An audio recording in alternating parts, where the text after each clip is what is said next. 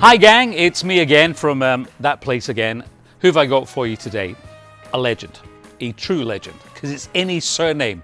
That's how big a legend he is. He's John Legend. Actually, he really is a legend. I'm not going to say the word legend anymore because he's got an EGOT, as they're called out here. He's got an Emmy, a Grammy, an Oscar, and a Tony. Now, when I met up with him last year, the world was a very different place. He was just about to do his Christmas album.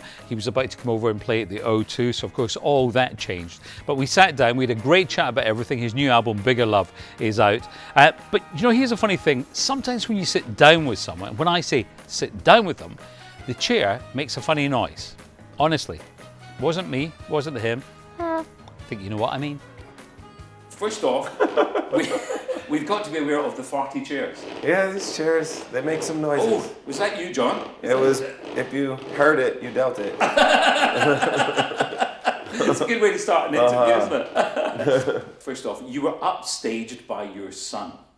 Yes. By Miles in Yes. this wonderful little video. Yeah, and you know, like a lot of moments we end up capturing, it's all spontaneous. And I was sitting at the piano and he was walking around that area and he saw me play, and so he wanted to come up and sit with me.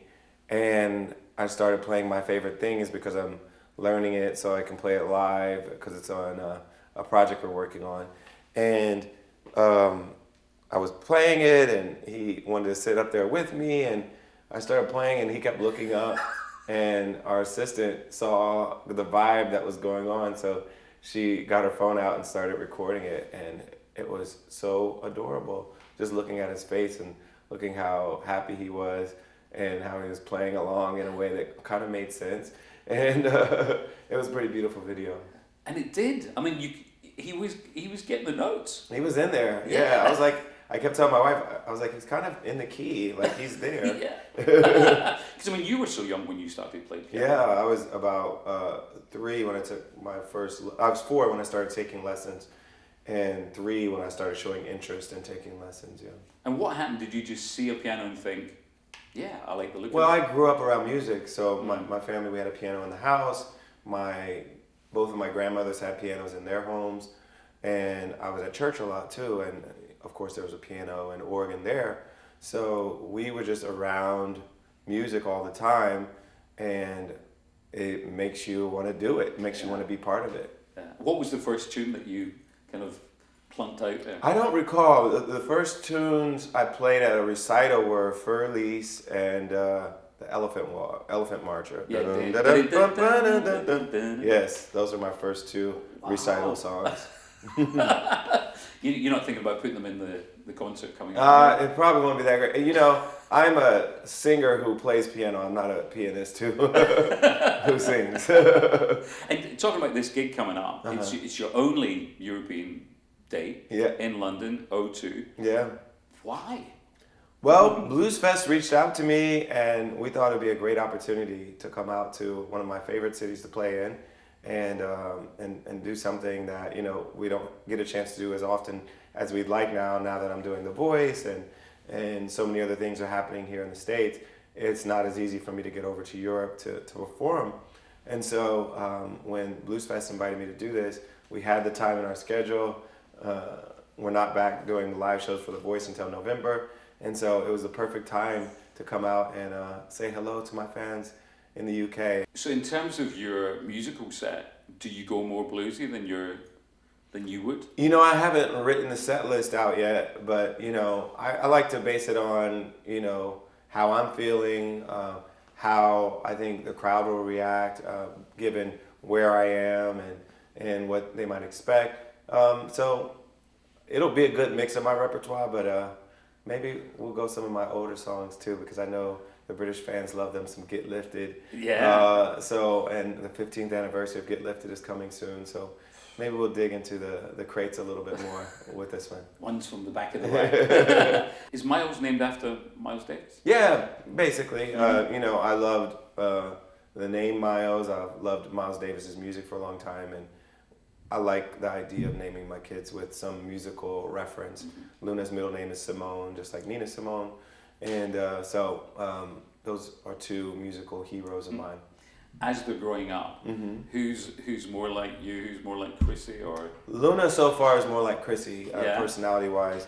And Miles, it's hard to tell right now, but I definitely see elements of me in him, but we'll see what he's like once he starts talking more, and you really get to see his personality more.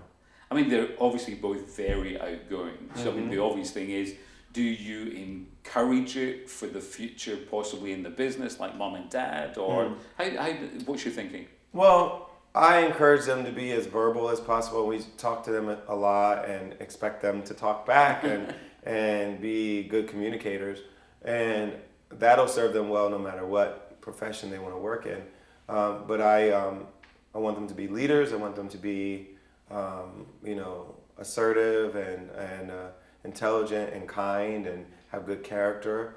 So hopefully all those things will come together. You never know. You can only do as much as you can as a parent, and then hopefully they receive what you're trying to give them, and then go out there and don't embarrass you.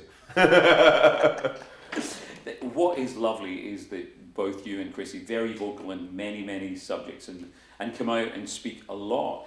And I wonder as well, with having the kids, is it the thought of more of like a legacy that's been there for them too? I think about the kids in the sense that I connect more with what parents are going through around the country and around the world. And I have, I think, more sympathy for how hard it is to be a parent, and particularly when you don't have the resources that someone like me and Chrissy have. I think it's really challenging for so many people, and so I think that's informed my philanthropy and my politics in a way that even more so I want to fight for people who don't have the resources that we have. Anything you and Chrissy can do for Brexit? I'm still trying to understand how you guys figure that one out, and I think you guys are trying to understand that too. Yes, absolutely. I mean, what is it like looking from the outside into something like what we? Well, I think Americans can empathize because we've both made decisions that I think we all regret. We both made them in 2016 as well, and it's like, what a self-inflicted wound both countries have put on themselves, and you're like, how do you get out of this? And of course, impeachment proceedings have started in America, but I don't know how you guys get out of this one. It's a pickle you're in. That's a nice way of putting it there. But it is funny when you think back to 2016, and it was strange because I remember I was actually on a ship in the middle of the ocean, and the whole Brexit thing, and everyone said, oh, no, we're going to stay in. It will be closer than we think. And then the minute that happened, that it went against it, I think that was when people started saying, you know what? I think Trump could... Yeah, that was the first signal in America. We were like, oh, this election could go the wrong way.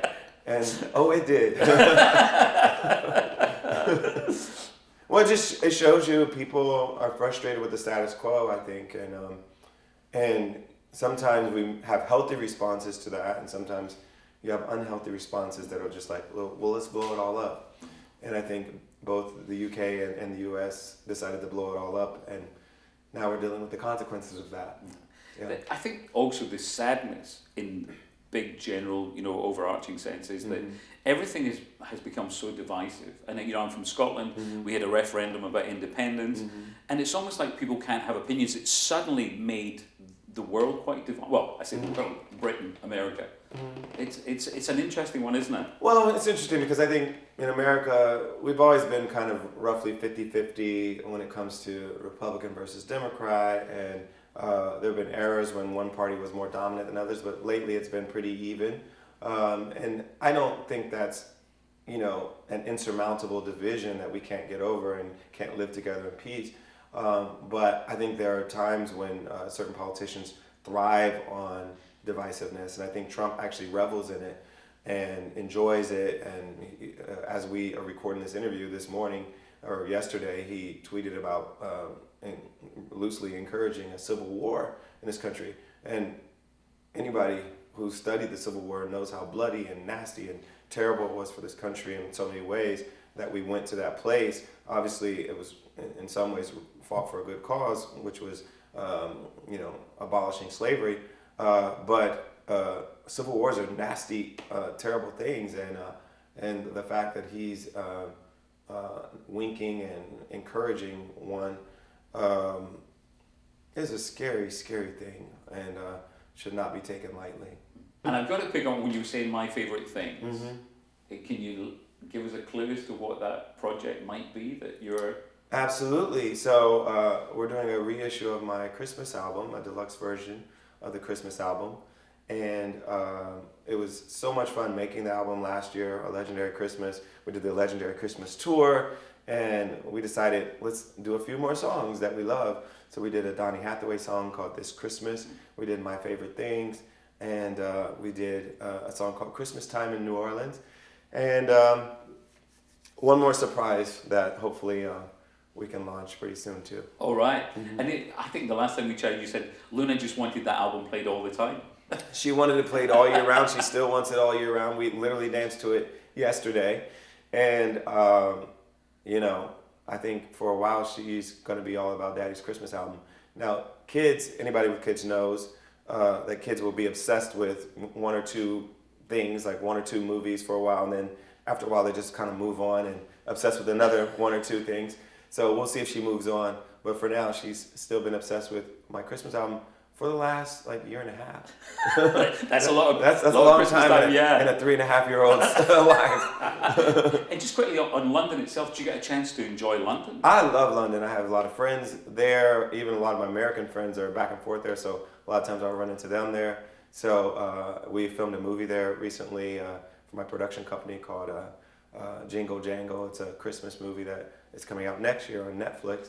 And so we've spent a lot of times there and enjoyed creating there, enjoyed touring there, enjoyed just spending time there, eating, you know, doing all the things that a fun multicultural city like London has to offer. Do you get to go out and do you do, you know, the sights, Buckingham Palace, all that stuff? I haven't done a lot of the kind of touristy things there, but I've gone to a lot of restaurants, had a lot of great times with friends there, drinks, fun, a lot of creative times there too, a lot of writing there. So it's been a good place to be for me.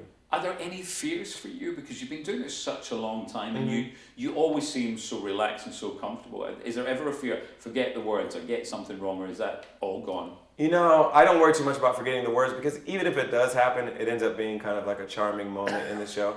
Because I think people want to feel like you're human and that they're getting a different show than the last person got. So if you're too much of a robot, I think people don't like that. So I actually think the occasions when I forget the lyrics, they end up being just fine and people laugh, and I'll usually say something like, "Oop, I effed that up," and you know, and and you'll also you say, "I wrote it. I can change the lyrics." Yeah, that is true. That is true.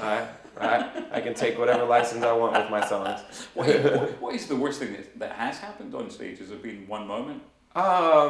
Nothing too bad, honestly. I haven't had super embarrassing moments on stage. And I don't really get very nervous. I'm not really afraid of being on stage. I'm just like excited to go out there and excited to connect with everybody. We spend a lot of time in studios like this creating this music, but the most fun for me is when I get to be out there on stage and perform it for people and have them sing along and have them give me energy as I'm giving them, you know, my voice and my talent. Because I remember the time when we chatted just before you were doing the show at the Greek, and it didn't seem that long till you were on stage, but it was like you were the coolest person in the whole, you know, everyone's rushing around getting things, you were like zen. That is one of my gifts in life, is that I'm a very zen person. There's no secret to it other than that's just the way I am, and I think it's my disposition, and it has been for a long time. So I'm fortunate in that regard, but yeah, backstage, I'm pretty cool. Pretty cool as a cucumber. A lot of things going on, but I just relax and I have my rituals before the show and I do them and get ready and then go out there and try to have a good time with the fans. You're always cool, John. Great to see you as always. My pleasure. Thank you so much. Looking forward to London. My pleasure. Thank you. There you go, a true legend. I did it one more time, didn't I? Yeah, John Legend. Bigger Loves the album. It's out now. It is brilliant. What a great guy. Okay, I'll see you soon with more from Tinseltown. See ya. Now, if you've enjoyed our little chats, and I hope you have, and you'd like some more, then all you have to do is click right here for some more Good Morning Showbiz videos.